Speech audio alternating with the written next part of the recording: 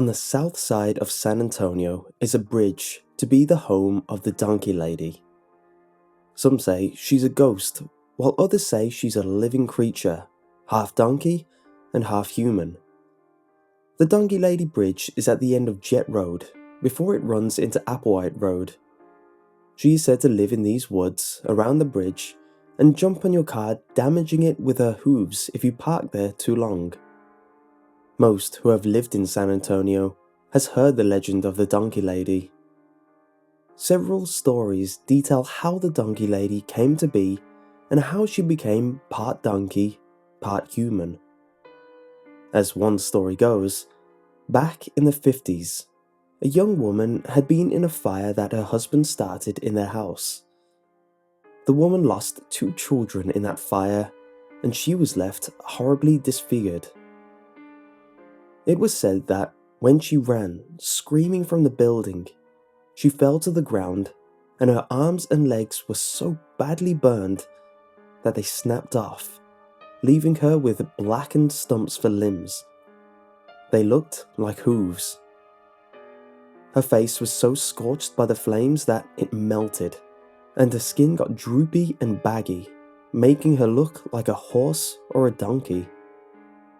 Disfigured and totally insane, she stayed mostly in rural areas, living under bridges and terrorized anyone who approached her home.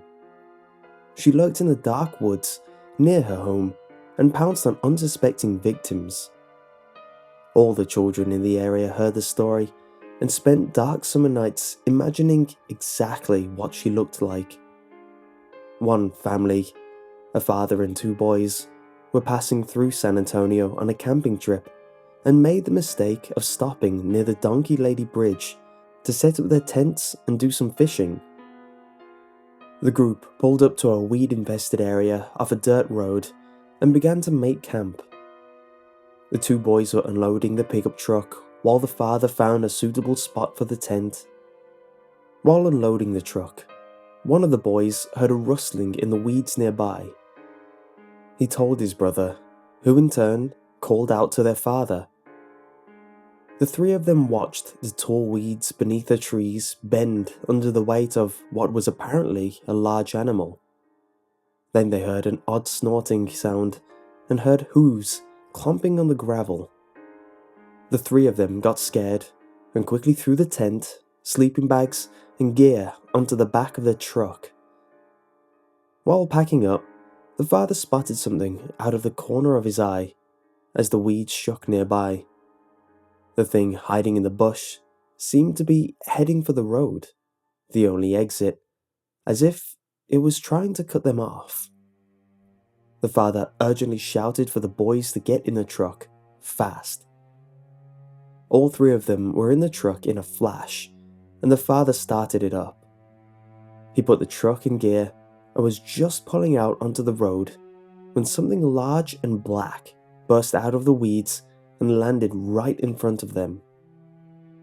A second later, the horrible apparition bounded up onto their hood and began shrieking at them and pounding its hooves on the windshield, trying to break through the glass. It was the ugliest thing any of them had ever seen. They swore the wretched creature looked like a cross between a donkey and a human being. The father floored the accelerator and the truck peeled out onto the road. The monstrous creature was thrown off the hood of the truck and into the ditch by the roadside. They said it almost looked like a wild animal with an incredible look of rage and hatred in its eyes. Without stopping to look back, they burned rubber and drove at high speed to the nearest police station. Inside, the wide-eyed family told their story to the police. The police refused to believe them, of course, so the father demanded that they come outside and take a look at his truck. The windshield was shattered and cracked in many places, and the hood was scuffed, scraped, and dented with deep hoof marks. The police officers were speechless, and when they finally regained their composure, the only thing they could say was, "Looks like you had a run-in with the Donkey Lady." Another story goes that this lady lived near the outskirts of San Antonio. She had a donkey who she loved almost like a family member. This was around the 40s or 50s. Like many people who keep to themselves, many people didn't like her very much. But she didn't care, and every day she would always walk her usual path down Applewhite Road, past the bridge, and down to the old grass field past the bridge. She would let her donkey just graze up and down for hours and hours. Then, she would take the same way back to her house. One day, a small child, about 4 or 5 years old, told his dad that the donkey that belonged to the old lady had bitten him. So the father and a couple of the men waited for her in the woods next to the bridge. Their plan was to take the donkey and make sure it didn't have any rabies or anything that was harmful to the child. As she passed, the men leaped out of the woods and tried to take the rope that the lady had in her hand that was tied to the donkey. As she struggled with him, the donkey lost his footing and slipped into the stream that flowed under the bridge. The men had to hold her back as she tried to jump in the stream after the donkey. But all she could do is watch her beloved donkey get carried away by the stream. After letting her go, the men just laughed in her face, mocking the sounds of the donkey as it cried for help. They were walking away when the lady started throwing rocks at them. She hit one man and knocked him out.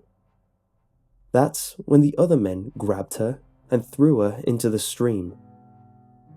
They say she must have drowned because when she hit the water, her body never floated to the top.